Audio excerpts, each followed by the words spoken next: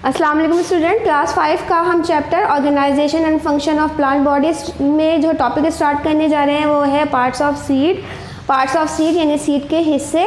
Seed मुश्तमिल होता है आउटर कवरिंग पर, एक आउटर कवरिंग चढ़ी हुई होती है, उसे सीड कोट कहते हैं। एग्जाम्पल के तौर पे अपने दिमाग में रखिए मूंगफली का बीज, उसके ऊपर सख्त होल होता है, वो सख्त होल सीड कोट कहलाएगा।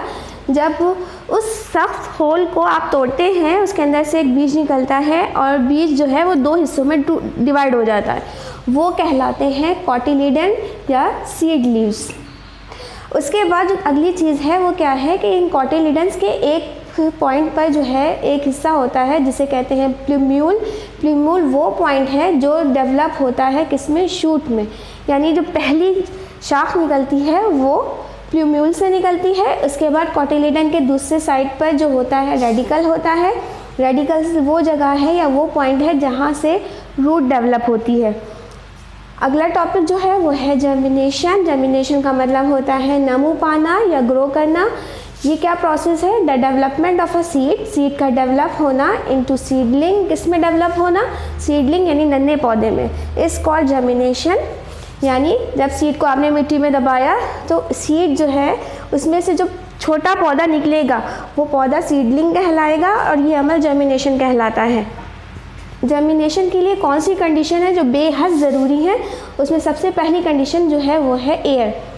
एयर किस लिए ज़रूरी है, जाहिर है पौधा है, पौधा जो है लिविंग थिंग है, लिविंग थिंग को सांस लेने की ज़रूरत होती है, तो ब्रीथ करने के लिए उस सीड को ज़रूरत होगी किसकी, एयर की।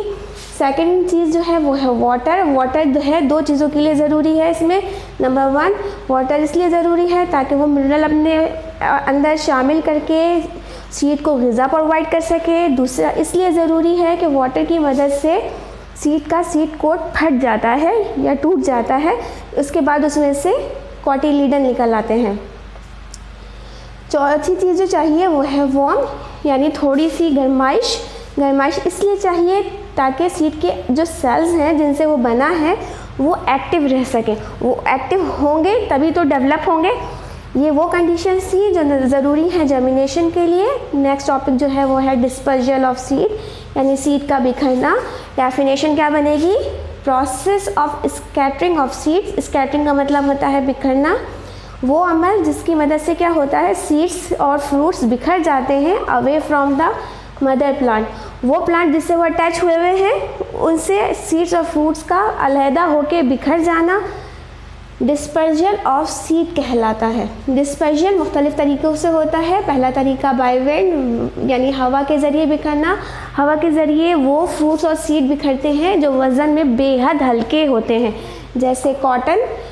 बाय वाटर, वाटर के ज़रिए जो है सीड का स्कैटर होना या बिखरना, ये इसमें वो प्लांट्स के बीज स्कैटर होते हैं जो पानी में ग्रो करते हैं। एग्जाम्पल लोटस यानी कवल का फूल। बाय एनिमल्स, एनिमल्स यानी जानवरों के ज़रिए सीड का स्कैटर होना, जैसे एनिमल्स क्या करते हैं, ग्रेजिंग करते हैं, एक पौधे से ग्रेजिंग की, उनके माउथ पार्ट्स पे वो सीड्स क्या हो गए, स्टिक हो गए, फिर वो जहाँ दूसरी जगह पे जाएंगे वहाँ पे जाके वो बिखर जाएंगे या गिर जाएंगे। ये बाय एनिमल तरीका है। बाय एक्सप्लोजन, एक्सप्लोजन का मतलब होता है फटना।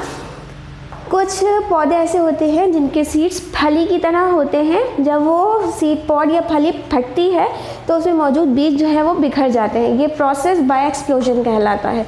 यह आज आपका टॉपिक था। इंशाल्लाह अगली क्लास में नया टॉपिक स्टार्ट करेंगे। Thank you.